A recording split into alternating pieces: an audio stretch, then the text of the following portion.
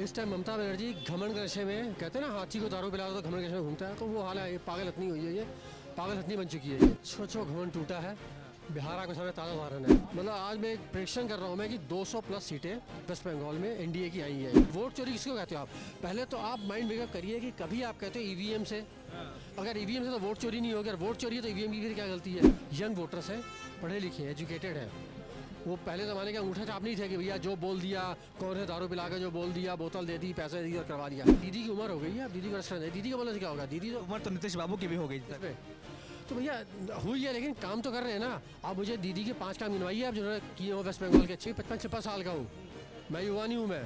उस हिसाब से तो अगर वो 56 साल का अपने युवा कहता है तो भाई बुरा मानिएगा, अभी पैदा नहीं हुए आप तो अभी अंडे में हैं। बिहार चुनाव खत्म होने के बाद जैसे प्रधानमंत्री मोदी ने कहा कि गंगा बहती हुई सीधे अब पश्चिम बंगाल की ओर चलेगी, क्योंकि अगला चुनाव जो 2026 के शुरुआत में होना है वो पश्चिम बंगाल का होना है। उसके बाद उत्तर प्रदेश में भी चुनावी मैदान में तमाम पार्टियां उतरेंगी। पर बात करेंगे अभी बंगाल चुनाव की, क्योंकि एक छत्र राज ममता बनर्जी का लगातार बंगाल में चलता आ रहा है।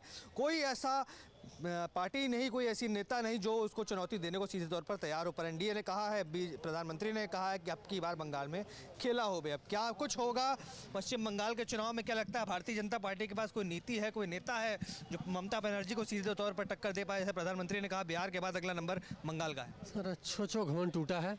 बिहार के सामने ताज़ा उदाहरण है। एक तो पहले सबको हार्दिक शुभकामनाएं प्रचंड जीत के लिए। बाकी देखिए ऐसा है ना, इस टाइम ममता बनर्जी घमंड के नशे में, कहते हैं ना हाथी को दारू पिला दो तो घमंड के नशे में घूमता है, तो वो हाल है। ये पागल हथनी हुई है, ये पागल हथनी बन चुकी है। ये बात तो आप लोग हमेशा से कहते आए हैं कि पश्चिम बंगाल में ममता का घमंड टूटेगा, पर हर बार देखा जाता है कोई बदलाव नहीं आता। ममता बनर्जी की सरकार चलती आ रही है। ऐसा लोग बिहार के लिए यही कहते थे, ठीक है ना। बिहार में तो हालांकि एनडीए की सरकार ही थी। हाँ तो ठीक है, लेकिन एक बहुमत तो नहीं ना था। अब देखिए आप 202 सीटें आई हैं 243 में से, तो बिहार में आपके बंगाल में 294 सीटें हैं, तो वहाँ भी एनडीए इस बार 200 प्लस लेके आएगी, क्योंकि हौसला बढ़ गया हम लोग का बिहार चुनाव से। मतलब उम्मीद जो हम लोग की जागी है वो, और वहाँ पूर्ण बहुमत आएगा। 200 प्लस सीटें आएंगी बंगाल में, इसमें कोई दो राय नहीं। पर क्या लगता है, क्योंकि लोग कहते हैं कि पश्चिम बंगाल के अंदर कोई नेता नहीं, कोई जैसे बिहार में तो नीतीश बाबू का चेहरा था, चलिए मान लेते हैं उनके चेहरे पर चुनाव हुआ, आप लोग जीत कर आए, पर क्या पश्चिम बंगाल के अंदर कोई ऐसा बड़ा चेहरा है जो सामने निकल कर मुख्यमंत्री बना पाए? रीज़न ये है ना, पश्चिम बंगाल देखा जाए तो इस टाइम कटा उठा है, बिल्कुल कटा था।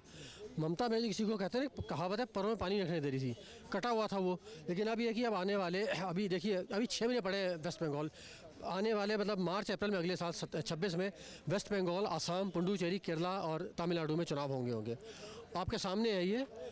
मतलब आज मैं एक प्रेडिक्शन कर रहा हूँ मैं कि 200 प्लस सीटें वेस्ट बंगाल में एनडीए की आई हैं। जैसे बिहार में आई वैसे बंगाल में वोट चोरी कर लाएंगे क्या? सर ऐसा है, वोट चोरी किसको कहते हो आप? पहले तो आप माइंड मेकअप करिए कि कभी आप कहते हो ईवीएम से, अगर ईवीएम से तो वोट चोरी नहीं होगी, अगर वोट चोरी है तो ईवीएम की फिर क्या गलती है? सर काम दिखता है, बीजेपी का काम हो रहा है, लोगों को काम दिखता है और उसी काम पे लोग वोट दे रहे हैं। आज की डेट में ना देखिए यंग वोटर्स हैं, पढ़े लिखे हैं, एजुकेटेड हैं।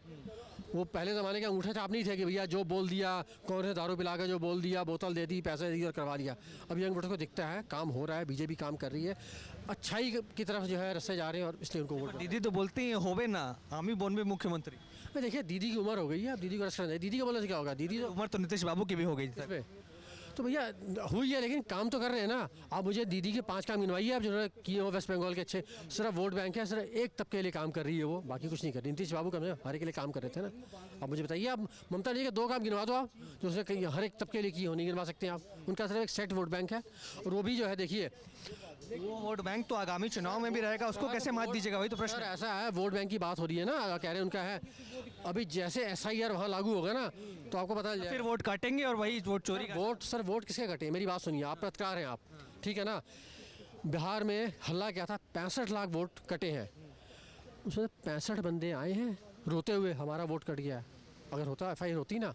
आप बताइए, आप पत्रकार हैं, मुझे बताइए आप। कांग्रेस पार्टी ने ऐसे काफ़ी वीडियो शेयर की जहां दिखाया गया कि एक व्यक्ति ने 4-4 बूथों पर वोट दिया, अलग अलग गाँव में वोट दिया। पार्टी नहीं, एक 56 साल के युवा ने, मैं भी 55-56 साल का हूँ, मैं युवा नहीं हूँ मैं। उस हिसाब से तो अगर वो 56 साल का अपने युवा कहता है तो भाई बुरा मानिएगा, अभी पैदा नहीं हुए आप तो अभी अंडे में हैं। और वो एक ही वही रो रहा है बैठ के, उसके बाद फिर माफ़ी मांगता है, फ़ोटो दिखाएगा आधार कार्ड की, साथ में मॉडल ब्राज़ील की है, वहाँ से वो भी गाली देती होगी। फ़ोटो दिखाएगा इसका वोट महाराष्ट्र का, यूपी का, वो बंदा गाली देता है। इस बंदे को भर भर के लोग गालियाँ दे रहे हैं। और कहाँ वोटिंग चल रही है, काउंटिंग चल रही है, श्रीमान जी कहाँ गायब थे? पत्रकारों पता करो भैया क्या करने जाता है, हर 3 महीने में कौन सी इसकी वो क्या रिलीज करने जाता है, पता करिए आप लोग। तो बंगाल में मतलब फिर से आप कह रहे हैं कि बिहार का इतिहास दोहराया जाएगा और एनडीए की सरकार बनेगी। बिल्कुल, उसमें कोई दो राय नहीं है, इसमें कोई दो मत नहीं है। बहुत शुक्रिया। यहाँ पे दोनों देखेंगे। आप देख रहे हैं सौगंध टीवी, सौगंध वतन की।